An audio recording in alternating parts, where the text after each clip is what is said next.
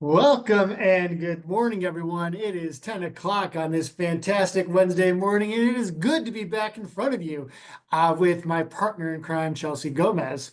My name is Randy Lobert, Growth Marketing Manager here at Action Benefits, and part of my role, in fact, the most important part of my role, is helping you all, our individual agents that we partner with, grow your books of business. And one of the best ways to do that is to know what the laws and regulations are that shape your business coming up. And so the point of today's session is we're going to spend some time talking about some big policy moments that are impacting ACA Marketplace enrollment for 2026 and beyond. And we'll also share a bit about what we don't know, hence the crystal ball and the so far in the parentheses on your screen. Want to reintroduce to you perhaps Chelsea Gomez, our resident learning and development specialist. She'll be helping out with our session here today. Chelsea, say hi to the people, please, before we get started. Hey everybody, glad to be back. I will be here manning the questions. So if you have any questions, please use the question and answer feature at the bottom of your screen. Well, probably at the bottom of your screen, depending on how you organize your Zoom experience, or use the chat and I will get to you as soon as I can, or chime in, honestly, just whenever I feel like it. So, Bob Glenn, have fun. Yes. Thank you for joining us, Chelsea. Lots of good knowledge between the two of us to share about what's going on in the marketplace. We had a lot of fun putting this, I guess fun is subjective, but we had a lot of good conversations putting this piece together and figuring out how we'd organize this thing and what matters most to you. So we'll get into that here today, but first things first, want to take your temperature as our agent partners. How would you describe your awareness of upcoming changes in the under 65 market? We run the gamut here from A, what changes, to I'm not sure what's been on the table, but I know things are changing, or maybe you're pretty confident about everything you know that's happening, but you need some reassurance, or maybe you do know everything and you want us to share the mic with you today. Maybe we'll bring you up on stage, the metaphorical stage here a little bit later on. How are you feeling about these changes? What do you know? Please put the letter that best describes you in the chat for us, and just want to get a sense of where you're at and what we might need to fill in for you here today. Don't feel bad if you don't know. Randy and I legitimately were working on these slides up until like 15 minutes before you guys came because of how much things are changing so fast and so often. There are things changing the night before, guys. So don't keep it up to date. We will always, of course, be helping you out as much as we can, but don't feel bad if you're like, what changes? That's totally okay. Yes, and honestly, this is much, as I see you coming in and lots of responses coming in with the split between B and C, it's okay not to know at this point because frankly, there's a lot of stuff we collectively don't know based on what the government has or has not done with us just yet. So thank you all for your honesty and saying that you know things are changing, but you don't know what's on the table, or maybe you need some reassurance. Helps us know maybe what we need to give some additional context to later on throughout today's session, and make sure you get the most out of today's session here as well. All that said, as Chelsea mentioned at the top, because there's a lot of things you may not be aware of or have some questions about, please, please, please use that question and answer feature. We've only scheduled maybe 35 minutes or so of talk time, giving us plenty of time at the end for your questions and answers, making sure you're well armed for the OEP ahead of us, or at least as well armed as we can make you for the OEP ahead of us. Also glad to see there's no know-it-alls in here. No one wrote in the letter D. All right, let's go ahead and get started. Three big policy moments that are shaping the under 65 market for us coming up. On June 20th, 2025, CMS released an off-cycle final rule. Generally, what happens is every year in around November or so, CMS puts out a proposed rule for the OEP and the marketplace enrollment to follow, generally finalizes that in April or so. New administration comes in town and felt the need to show that there's a new sheriff in town. So actually in April of this year, they proposed a supplementary rule, finalized that rule on June 20th of 2025, and had a lot of provisions go into effect that reshapes eligibility for tax credits and coverage in the marketplace. Followed up by that on July 24th of this year, the One Big Beautiful Bill Act was signed into law. And where it matters here most to us is the One Big Beautiful Bill Act enshrined a lot of the elements of that final rule into law. Not all of them, but some of them, which frankly makes them harder to change. And it's important that we know that those two policy angles are at work here, because the lawsuit, which you might have heard about, only challenged the portions of the CMS final rule. And in fact, only portions in that CMS final rule that was published in July are the ones that are paused by that. So there's still some things that could go into effect from the One Big Beautiful Bill Act. And we're going to walk you through all those throughout today's session here. And we've done our best to kind of visually call out when those things are happening here as well. But that's kind of the policy landscape we're working in. CMS had some rulemaking to adjust things. One Big Beautiful Bill Act changed some of those things, reinforced some others, and then a federal judge paused portions of that final rule, and that really contributes to some of the not all of the uncertainty we're seeing in the marketplace so far. Should also mention that these three things aren't the focus of today's session. We're really talking about legislative updates, but we also can't ignore these rather large elephants in the room. First is there's climbing MLRs, right? And uncertainty about whether enhanced premium tax credits will be extended. And that means, and insurance carriers, like any other business, thrives on certainty, right? They thrive on predictability. What are my costs for next year? Am I going to be able to afford this? And because there's climbing expenses, right? They're spending more on medical care, but they don't quite know if they're getting, subsidy money from the government or otherwise, or we're being asked to absorb members from carriers that had already exited the market. A lot of carriers, Health Alliance Plan, Molina, for example, have here in Michigan, there's others throughout the nation have just said, nope, we're done. Aetna is pulled out of Marketplace in the entire country. So there's a lot of carrier exits here. And that really leaves us all with a lot more questions about what will be available coming up for us in our respective service areas. What are those rates going to look like? Are we going to see the state, for example, has asked Priority Health and Blue Cross Blue Shield, Michigan and Blue Care Network to refile their rates and refile their plans and benefits. So that's why nothing feels truly final yet, because it isn't. So we might see, when all is said and done, 20-25% rate increases on either or both of those carriers, or all three of those carriers, depending on how you slice that pie. And that still has some impacts on what benefits will look like. As we learn more about that, we'll let you know, but just we can't ignore the fact that there's still uncertainty in what you'll be quoting and selling later on this year. We want to start first with the One Big Beautiful Bill, even though it's the second thing in our timeline, because it has some overlap with that final rule. And then we'll talk a little bit about what's, what you need to know going forward here. Should also point out throughout today's session, you're going to see this big red pause symbol on a few things. Those are the things that were paused by that lawsuit that was brought by several cities against CMS and making the final rule. I'll give you some more context when those come up, but just so you know, whenever you see those big red pauses, or we'll give you more context rather, whenever you see those big red pauses, it means that thing is not happening yet, still to be decided in court.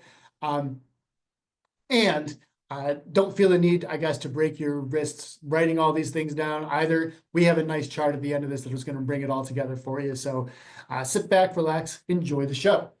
That's how you know that we were doing it up to the minute, because we had to pause some stuff. Right. Okay, let's clear up one big thing first, and about the length of OEP, because even as of as I've walked and talked with many of you here, there's lots of confusion about how long is OEP this year anyway.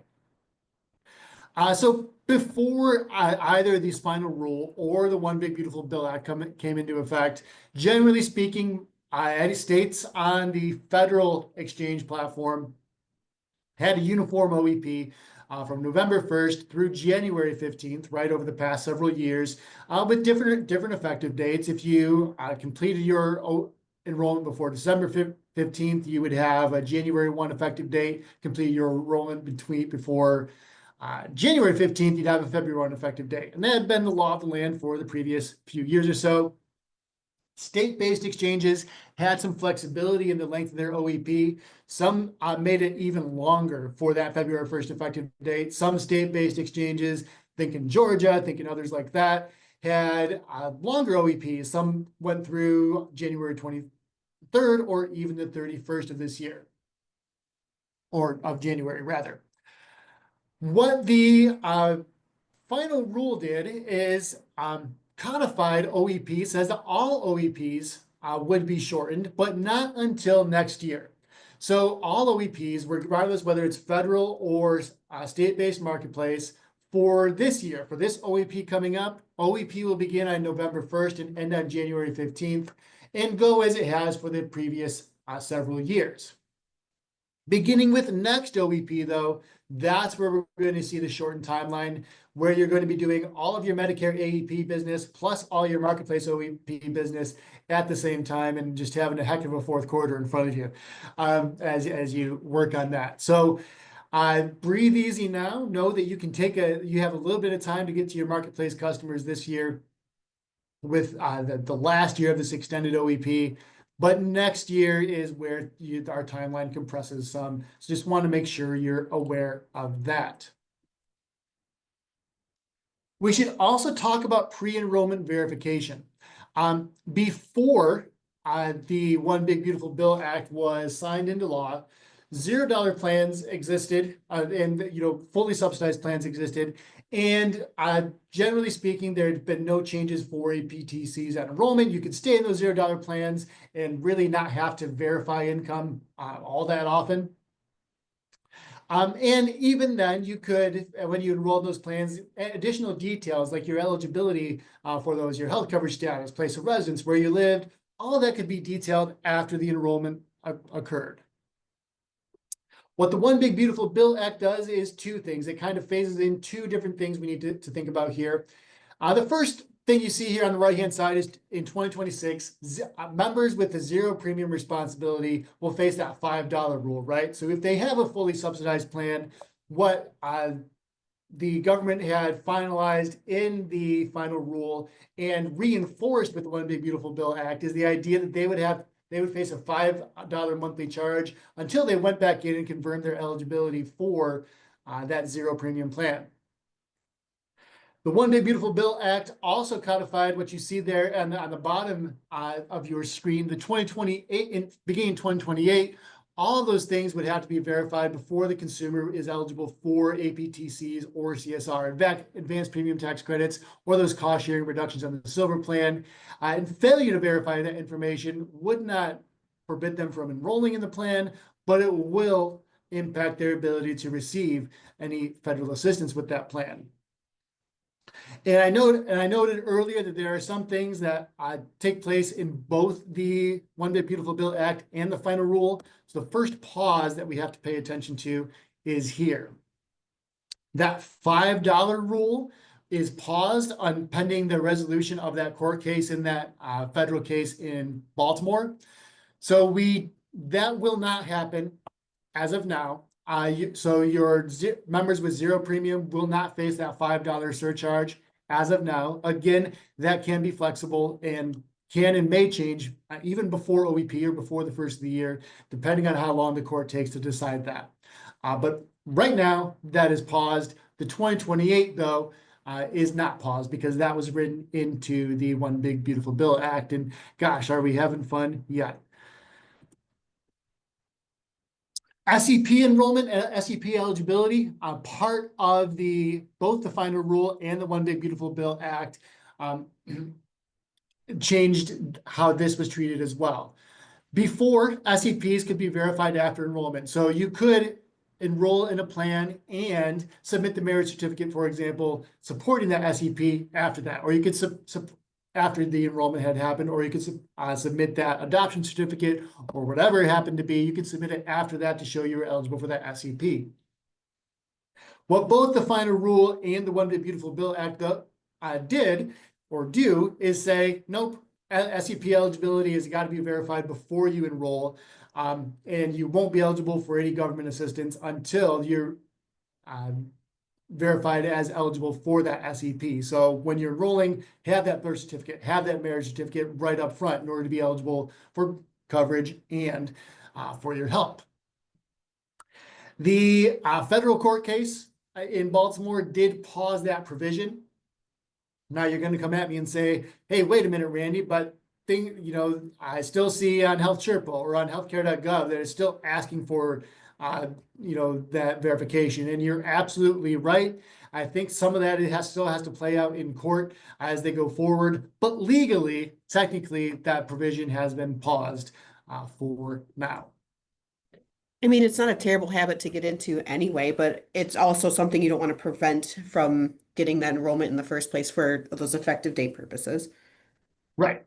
If anything, it does help us cross our T's and dot our I's before the enrollment takes place. So if you have someone come to you with an SEP, good practice to say, give me all your paperwork up front, right? Let's submit it all together. Make sure there's no more gap in your coverage than there has to be. Or no gap at all, for that matter.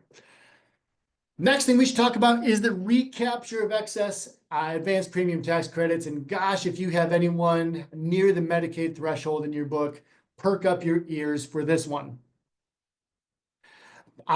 Before the One Big Beautiful Bill Act went into place, if a consumer received more APTCs than they were entitled to, they did have to pay them back. But if they were Medicaid eligible, essentially, they did not have to pay anything back or pay those tax credits that they should have not have gotten while they were on Medicaid or they were eligible for Medicaid, rather, back. What the One Big Beautiful Bill does, though, and here's where we need to perk up, is all excess premium tax credits must be repaid regardless of income level. That means if you have someone that becomes eligible for Medicaid throughout the course of their planned year, for any month where their income made them eligible for Medicaid, they are not entitled to tax credits for that month, and they will have to repay those premium tax credits for that month as well. So if their income fluctuates throughout the year, and there were times when they could have been or should have been enrolled in Medicaid, Uncle Sam's going to take a look at that and say, you were eligible for Medicaid, you owe me back these tax credits now. And we know for your folks that are on that Medicaid threshold anyway, they might not have that money to give or might not have that money set aside. But they can and will face a very real tax penalty under this new law. Happy to answer any further questions you have about that. When I talked about with agents previously, they go, wait a minute, that's a big red flag for those folks. And but we got to be aware of that here. We should mention that also Marketplace eligibility is narrowed. For the first time since I've been in the business, there are less people that will qualify under law. So prior to the One Big Beautiful Bill Act, DACA recipients, you're anyone claiming here as an asylee or lawfully present individuals and people with temporary protected status. So all different immigration categories who were legally here, had proved their right to be here, were eligible to get Marketplace coverage. But we're taking a phased approach to changing that in 2026 and 2027. In 2026, lawfully present immigrants with incomes less than 100% of FPL will no longer be eligible for Marketplace coverage, nor will they be eligible for any premium tax credits. So there's a spot where you might need to look for ACA alternative plans. Our friends from USA Health Plans that we introduced to you yesterday could be a good fit there. Or those without green card. And in 2027, those without green cards, asylees, and people with temporary protected status will no longer be eligible for Marketplace coverage or subsidies as well. So if you do happen to work in communities with high concentrations of asylees or people who get temporary protected status because they are fleeing whatever might be happening to their own country, right? Or they're in their country of origin, those folks will no longer be eligible for Marketplace coverage. So you'll need to think about that, what your other coverage sources may or could be for them, and also how to supplement that income. And again, ACA alternatives could be a good fit for that population. Should also talk about low-income SEPs under the prior administration. Those at or below 150% of the FPL were granted pretty much a year-long SEP to enroll in marketplace coverage and be eligible for premium tax credits. With the passage of the One Big Beautiful Bill Act, that SEP being low income, so having under 150% of the FPL, no longer grants the SEP. So your consumers must have experienced a qualifying life event in order to enroll in coverage. Just being low income will not do it for them going forward.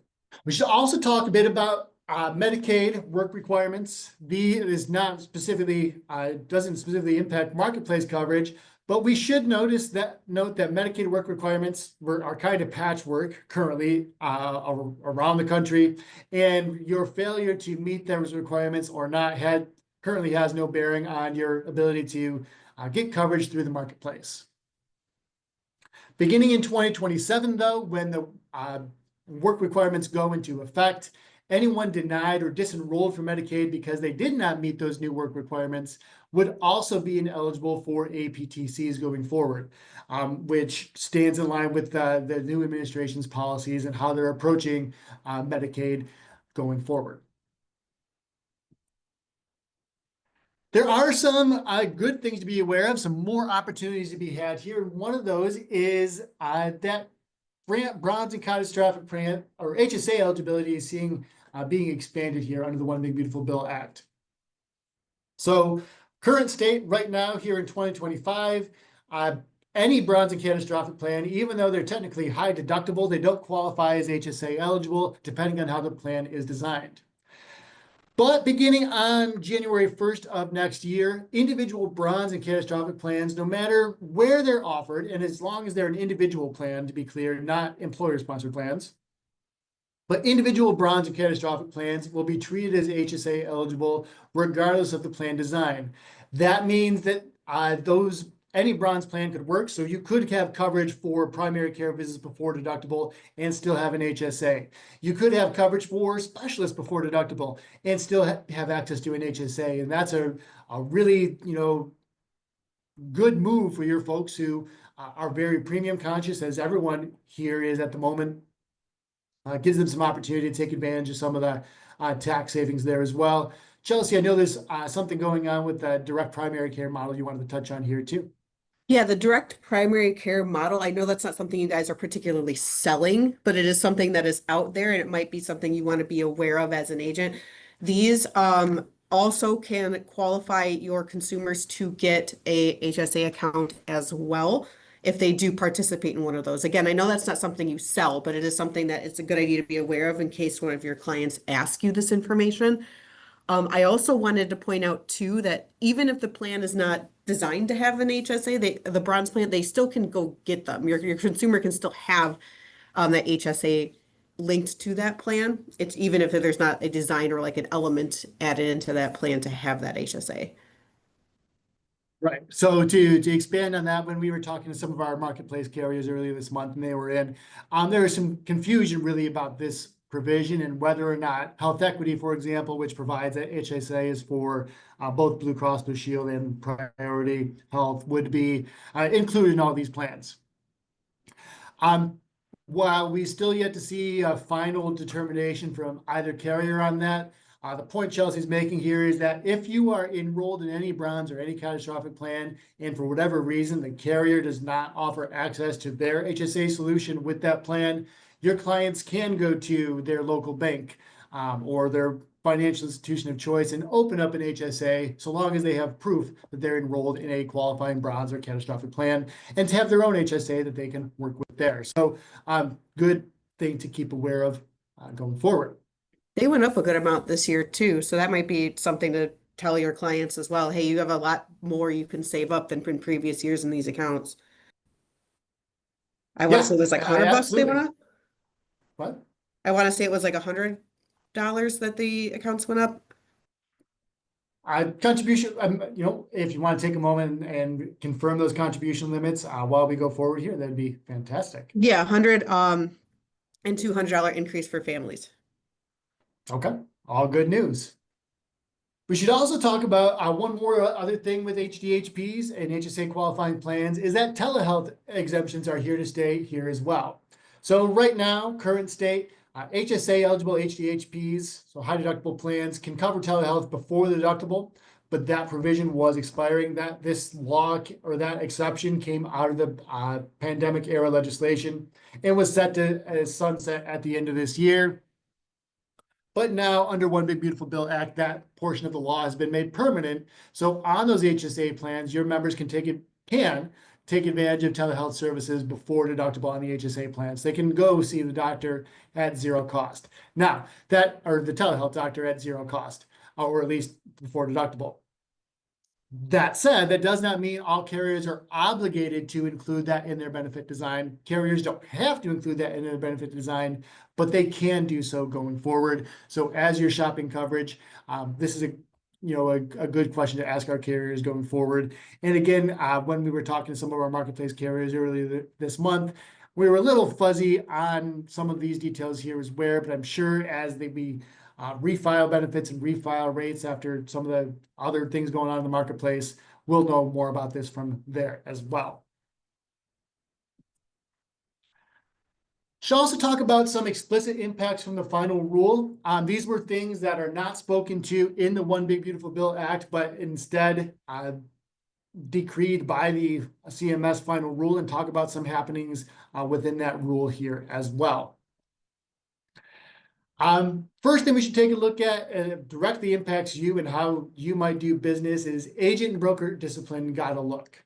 So as Jerry and Robert have pointed out indirectly sort of in the chat here, we can absolutely all agree that there's been some fraud happening in the marketplace, and particularly fraudulent enrollments on the broker side, right? Where bad actors in the marketplace had gotten access through enhanced enrollment and EDE pathways and had done some marketplace plan switching behind everyone's backs. So consumers would go to a new doctor, a new pharmacy, and try to use their new coverage and find out that what they thought they bought, they no longer had, because some shady actor on the back end had switched their plan and had taken AOR on that plan as well, taking commissions right out of your pockets. Prior to this final rule, when those cases came up to CMS and were those, there was no real clear evidentiary standard about what had to be proven or what not had to be proven to take action against an agent's marketplace appointments or marketplace activity.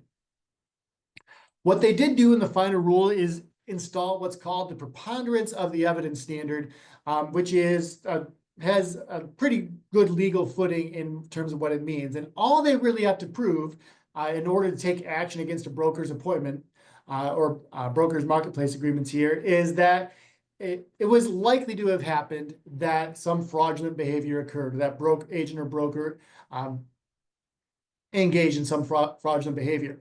It's not as high as a bar as you might see in like a real criminal case where you have to prove it behind a reasonable doubt. But there is a clear standard now that CMS and the adjudicators of these cases can take a look at and make some decisions about whether fraud had happened here. James, I see your question. I'm going to come back to that in a moment, unless you, Chelsea, you want to take a crack at it here in just a moment, but we will get to that. I promise you we'll get to that soon, James. We should also talk a little bit about failure to reconcile guidelines. So the failure to file your taxes and reconcile your tax credits with what you were actually entitled to at the end of each tax year. In the current state, consumers have a 2-year window to file and reconcile their taxes, and they can still receive APTCs. But after 2 years, where they have spent 2 years right in a row, did not file, did not reconcile, did not either repay or get a credit for what they might have been otherwise entitled to, they would lose their tax credits if they not filed and reconciled after 2 years. What the final rule does in 2026 is says that consumers must file this year if they're going to file and reconcile this year to receive tax credit APTCs in 2027. And that is really designed in CMS's language to try and cook some of those fraudulent enrollments or ghost consumers off the books, and then kind of reset back everything to the 2-year window beginning in 2027. Federal judge says, nope, that's not okay. That portion of the rule is paused for now. So as it stands, that 2-year period is still in place. So consumers can still take 2 years to file and reconcile. But if this happens to be the second year where they choose not to file and reconcile, come next tax year, they would not be eligible for APTCs, at least under the current state of affairs. Under the final rule, carriers were also able to, or before the final rule, rather, carriers were not able to collect past due premiums as to condition effectuating coverage for this year. CMS wanted to really make for more responsible consumers here and said in the final rule that, you know what, carriers, if someone owes you $900 in premium, you can collect that from them before you put any new coverage into place. And carriers, as I'm sure you would say, said, yeah, that's a pretty good idea. Let's keep that up. Federal judge disagreed, though, and for now, though, carriers cannot condition effectuating new coverage on the repayment of past due premiums. So again, more to keep track of here going forward. We'll let you know more as we know more, but that's the way things lay here at the moment.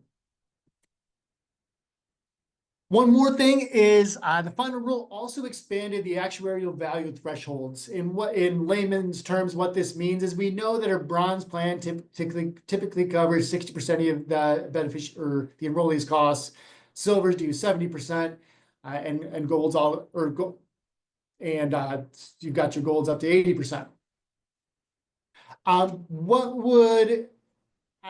CMS had proposed was that we change some of those thresholds, give you a plus 2, so you can cover up to 62% of costs, or go down to 56% of costs covered on that bronze plan, for example, and same for other plan tiers as well. That would give carriers some more flexibility in how they design their plans and hopefully make some things more attractive and open up competition in the market. Judge said that was also likely to have a negative impact on enrollments and on coverage over time, and paused that provision as well. So plan designs are still cut within that de minimis threshold of +2, -2, or +0 or -0, +2 for those silver plans for the moment. So we talked about a lot of things that have happened, might happen, could happen. Let's put that all together here in one place for you. If you're going to screenshot one thing from today's presentation, this is what you want to screenshot. We have for you down the left-hand side all the provisions we've talked about here today, whether or not they are in the One Big Beautiful Bill Act, whether or not they were in the final rule, and what their status is. So we know, for example, that preponderance of the evidence standard went into effect on June 20th when the final rule went into effect. We know the elimination of low-income SEPs has already happened.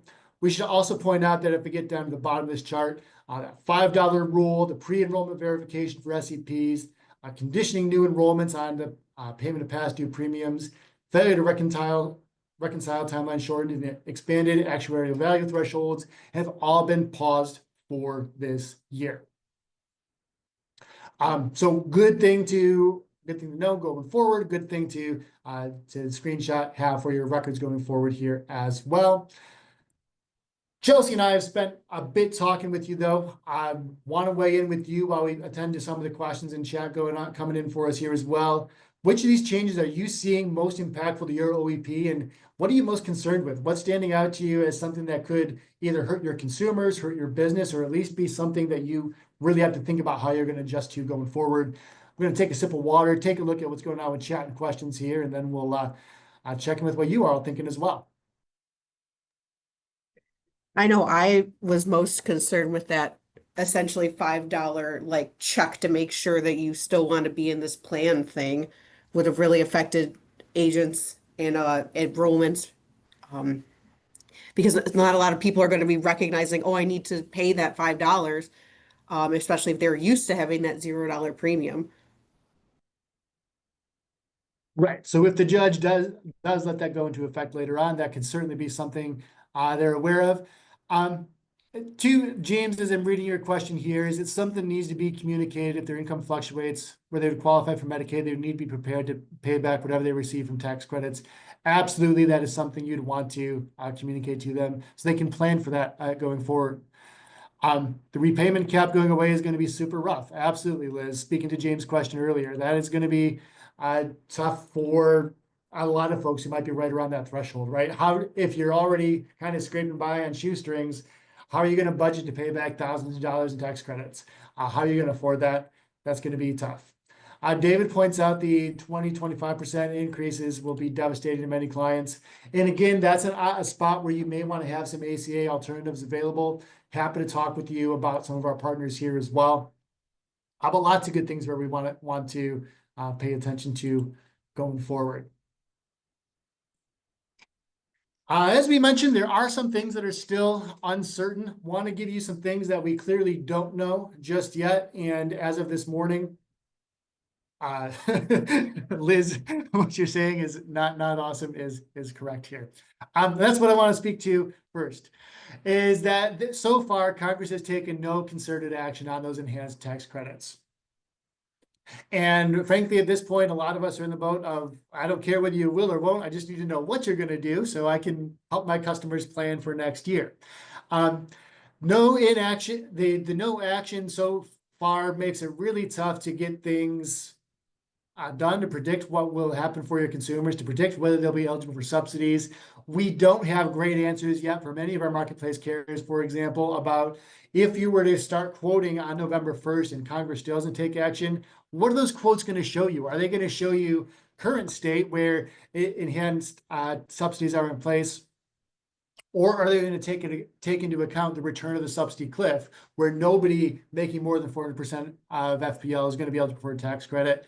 Those are things we honestly just don't know at the moment. And those are things that we all need to keep track of going forward. We also need to take a look at carriers that are exiting the marketplace. We know in Michigan in particular, it's probably relevant to you all. We've seen HAP exit the marketplace. We've seen Molina exit the marketplace. So we've really got Blue, Priority, McLaren in some spots, and UHC in some spots here at the moment as well.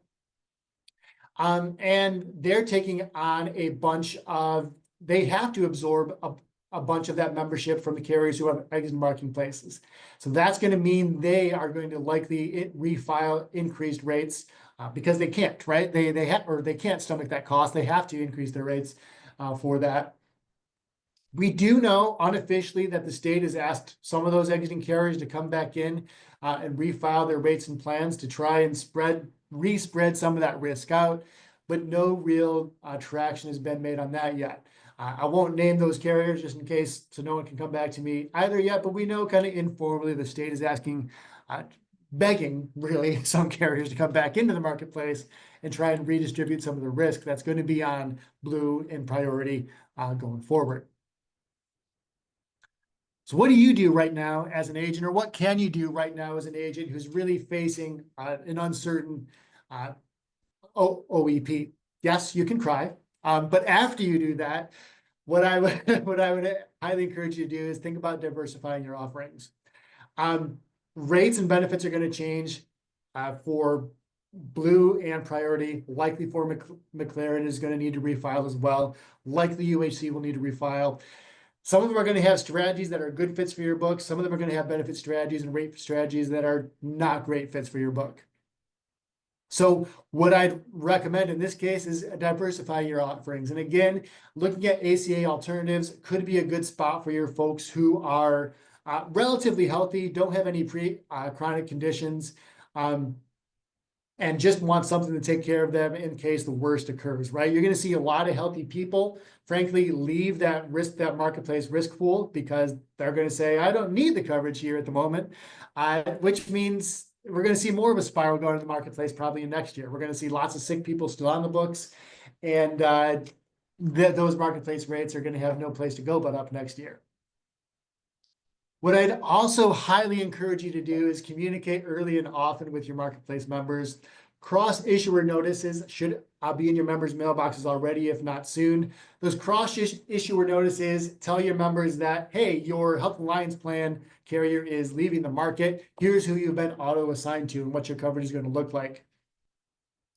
So if your members are getting those letters, talk with them about what their options might be, even though all their options might not be clear at the moment. At least be someone that they can talk to here and reassure them that you'll get through it together, essentially.